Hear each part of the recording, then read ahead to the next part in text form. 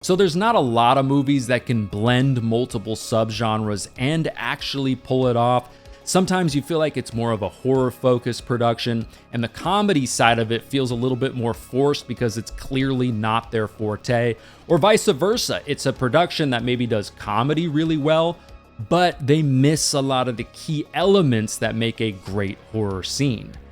But was Hard Eyes able to pull it off? Well, I'll tell you what I think.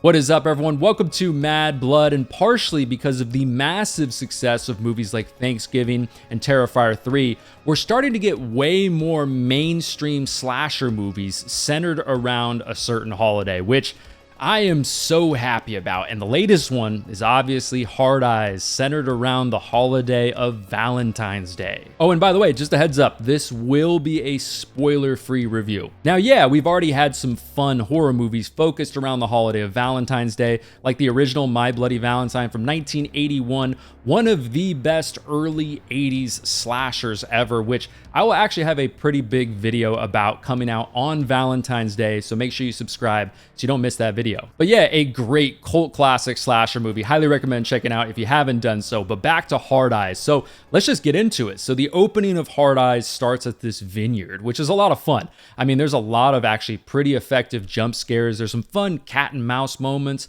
They're also using some of the things you would see just in winemaking in general into some of the scenes, some of the kills, which is a lot of fun. And yeah, this opening is very gory. There's actually a particular moment in this opening that feels a lot like the end of a Saw trap. Yeah, it's really, really gory. And just overall, man, this is a fun ass opening to a slasher movie. Now let's quickly talk about the cast a little bit, and specifically Olivia Holt and Mason Gooding. So I've been a big fan of Mason Gooding ever since he was in the Scream franchise, in Scream 5 and 6 especially. He's going to be in Scream 7 as well. But yeah, he was my favorite character in that kind of like core four. Olivia Holt, though, also in this movie. I don't know if she's planning on sticking around in the horror genre just in general, but Olivia, please do so, because trust me, is the horror genre amazing? Yes, the horror genre, the horror fans are incredible, and they will love you forever.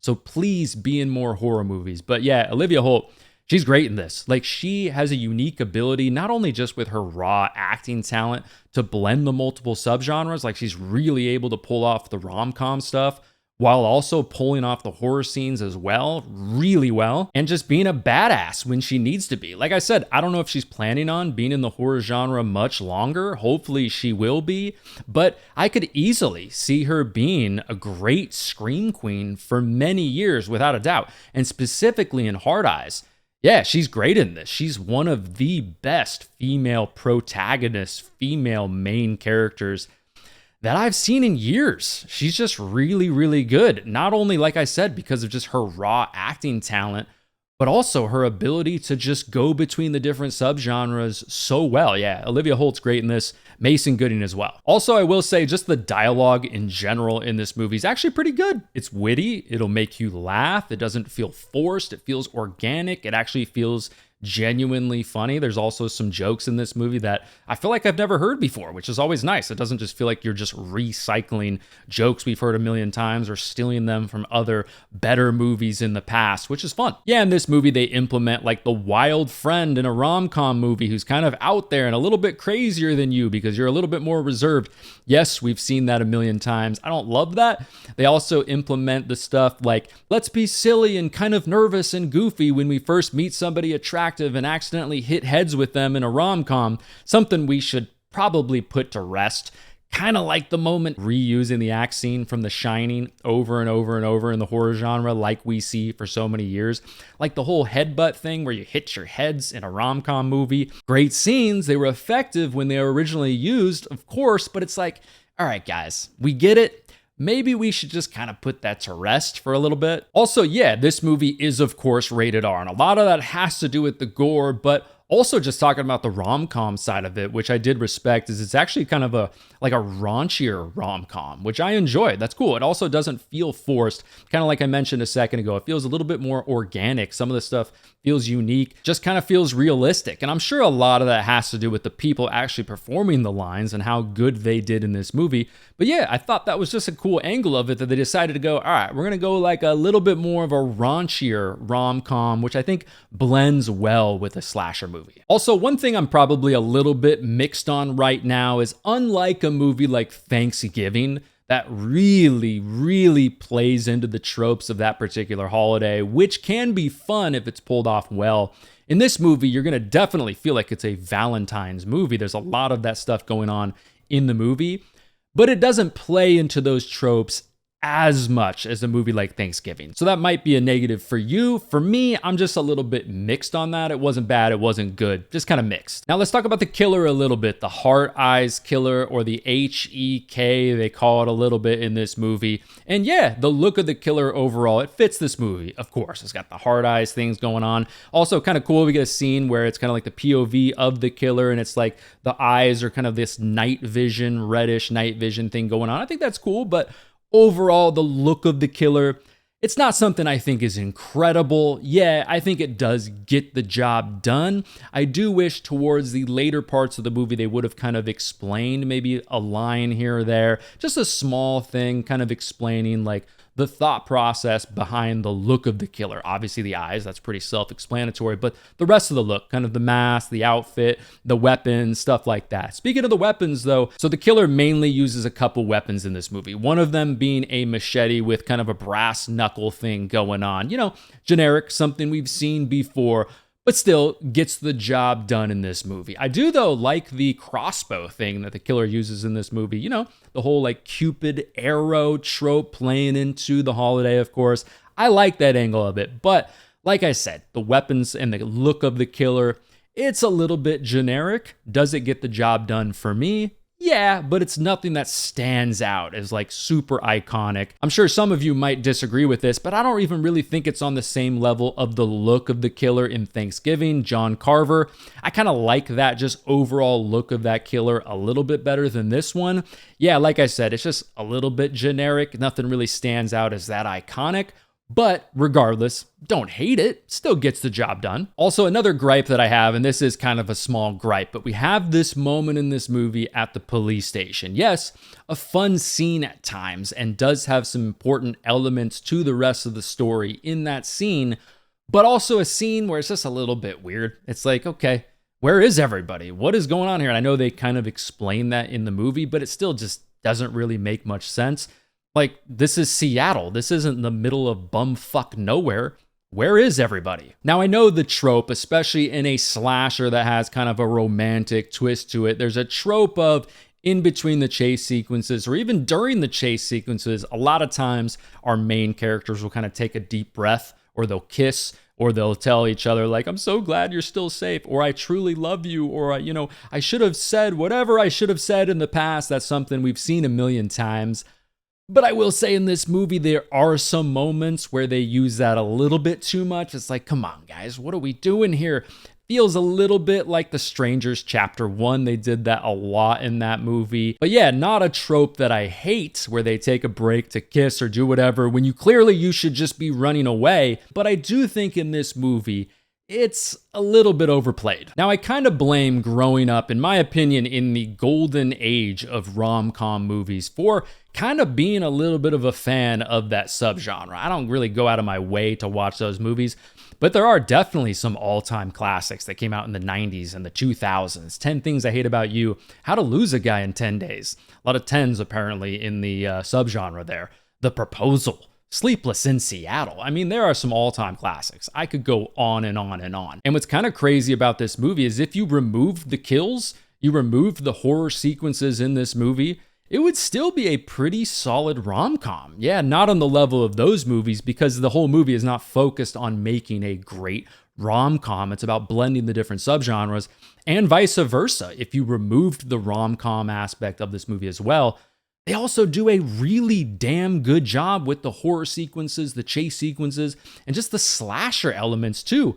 And yeah, the kills. So it's kind of crazy how well they were able to pull off both subgenres and then also bring them together to blend them pretty damn well. Like I kind of mentioned earlier, typically one of those things kind of gives a little bit. I'm just thinking off the top of my head of a movie like Y2K, a horror comedy movie that came out recently. A fun movie, not the greatest horror movie of that year or anything like that, but a pretty fun movie regardless. But you could clearly tell they didn't really specialize in the comedy or the horror in particular. So it ended up just being like an okay comedy mixed with an okay horror. And a lot of times you get like the great horror elements, but the dialogue and the rom-com stuff and the comedy and other things like that, maybe the romantic side of it is not pulled off as well because maybe the production is just full of people obsessed with horror movies and they don't really have a particular love for like the rom-com or the comedy side of it. But yeah, with Hard Eyes, this is a movie your spouse, your partner, or whatever who loves rom-coms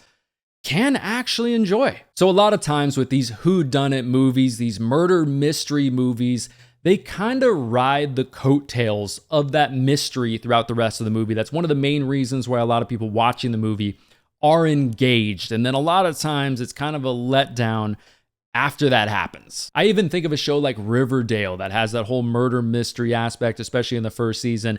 But in my opinion, once that mystery was over, the show definitely went downhill for me because that mystery was really like the main thing keeping me around throughout the episodes. And then it just kind of fizzled out from there. And then I just stopped watching the show entirely. Even a movie like Scream 6, that's a lot of fun. And throughout most of that movie, it's like, man, who's doing this? I can't guess who's doing this.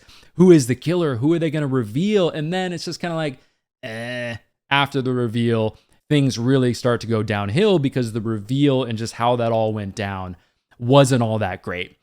But so did Hard Eyes actually stick the landing? So my wife, who's not a horror fan, she's not really a slasher fan either. She just kind of tolerates it because I drag her to the movies. But she is definitely a rom-com fan.